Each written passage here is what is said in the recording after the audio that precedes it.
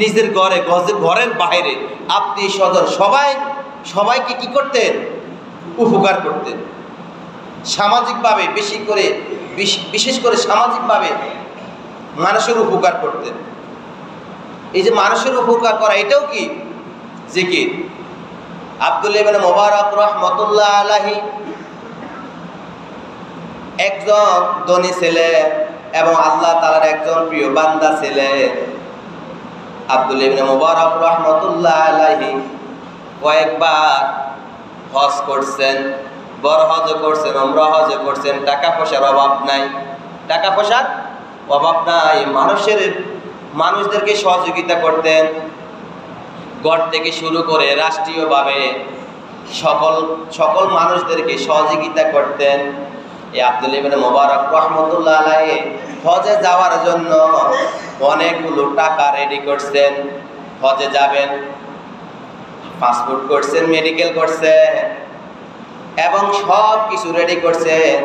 কিছুদিন পর আব্দুল্লাহ ইবনে মুবারক রাহমাতুল্লাহ আলাইহি এর আপন ছেলে বলছেন, বাবা, অমুক পারে একজন গরিব লোক খাইতে পারে না, চলতে পারে না, আপনি তাকে একটু সহযোগিতা করেন। তখন আব্দুল্লাহ ইবনে মুবারক রাহমাতুল্লাহ আলাইহি তার সন্তানকে বলছেন, বাবা, তুমি কিভাবে জানো? যেহেতু আল্লাহর ওলি যারা, এরা কিন্তু সব সময় ওহীর মাধ্যমে সব কথাগুলো এরা জানে। যেহেতু আল্লাহ নিজে বলছেন, ওয়ামা ইয়ানতিকু আনিল হাওয়া ইন হুয়া ইল্লা ওয়াহয়ুহা। আল্লাহ যা বলেন আর নবীরা সব ওহীর মাধ্যমে শুনেন, আর ওহীর মাধ্যমে মানুষের মাঝে বাল্লিগু আন্নি ওয়ালাউ আয়া, মানুষের মাঝে পৌঁছিয়ে দেন। তখন আব্দুল্লাহ ইবনে মুবারক রাহমাতুল্লাহ আলাইহি সন্তানের কথা শুনছেন। শোনার সাথে সাথে ওই সন্তান বলছেন, বাবা, এই ব্যক্তিটা গরিব মানুষ, অসহায় মানুষ, রাস্তার মধ্যে একটা মরা গরু, ওই মরা গরুর গোশতটা সে এনে রান্না করে খাইতেছেন, আর আমাকে ওখান থেকে উনি বলতেছেন, আপনি আমার বাড়িতে মেহমান হিসাবে এসেছেন, এখন আপনাকে আমি কি মেহমানদারি করাবো? তখন ওই গরুর গোশত, রান্না গরুর গোশত, মরা গরুর গোশত আব্দুল্লাহ ইবনে মুবারক রাহমাতুল্লাহ আলাইহির ছেলে বুঝতে পারছেন, বুঝে কিন্তু সে খান নাই। তখন সাথে সাথে বাড়িতে এসে বাবাকে বলছেন, বাবা, চলো আমরা অমুক বাড়িতে যাই, হাজার হাজার মানুষদেরকে আমরা সহযোগিতা করছি, আপনি তো বড় হজ করছেন, উমরা হজ করছেন, এখন আবার হজ করার জন্য টাকা পয়সা রেডি করছেন, বাবা চলো আমরা অমুক বাড়িতে যাই। এখন বাবা ছেলে সহ ওই ব্যক্তির বাড়িতে গেছেন। বাড়িতে গিয়ে কোরআনের নির্দেশ অনুযায়ী, কোরআনের আয়াত অনুযায়ী সালাম দিছেন। আল্লাহ বলছেন, ইয়া আইয়ুহাল্লাযীনা আমানু লা তাদখুলু বুয়ুতান গায়রা বুয়ুতিকুম হাত্তা তাস্তানিসু ওয়া তুসাল্লিমু আলা আহলিহা। কোরআনের নির্দেশ অনুযায়ী ওই ব্যক্তি বাড়িতে গিয়ে সালাম দিয়েছেন। ওই বাড়িওয়ালারা হঠাৎ করে আশ্চর্য হয়ে বললেন, ও আব্দুল্লাহ ইবনে মুবারক রাহমাতুল্লাহ আলাইহি, আপনি পৃথিবীর মধ্যে এমন একজন ওলি, আপনি ধনী ব্যক্তি, আমার বাড়িতে এসেছেন, আমার ভাঙ্গা ঘর, আমি আপনার কি সহযোগিতা করতে পারি? তখন আব্দুল্লাহ ইবনে মুবারক রাহমাতুল্লাহ আলাইহি ছেলে এবং বাবা মিলে বলছে, আপনি টেনশন করিয়েন না, আপনি কোনো মেহমানদারি করা লাগবে না।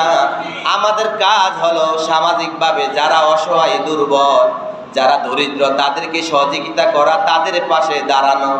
আপনারা নাকি মরা গরুর গোশত রান্না করে খাইতেছেন, অথচ আমরা কত ভালা ভালা খাইতেছি, আমাদের টাকা পয়সার অভাব নেই। আপনি আগামীকাল থেকে আর মরা গরুর গোশত খাবেন না, এখন থেকে মরা গরুর গোশতগুলো আপনারা ফেলে দিবেন, নতুন করে তাজা গরুর গোশত কিনে এনে খাবেন। ধরেন, আমি আপনাকে হাদিয়ে দিয়েছি। ওই যে বান্ডুল দিয়েছেন, বান্ডুল টাকার বান্ডুল, ওই বান্ডুলের মধ্যে 1 লাখ 2 লাখ না, আমার মনে হয় যে লক্ষ লক্ষ টাকা হবে।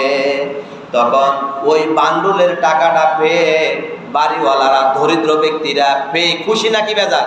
খুশি না? মনে হয় যে আকাশে তারা পেয়েছে, আকাশে তারা পেয়েছে।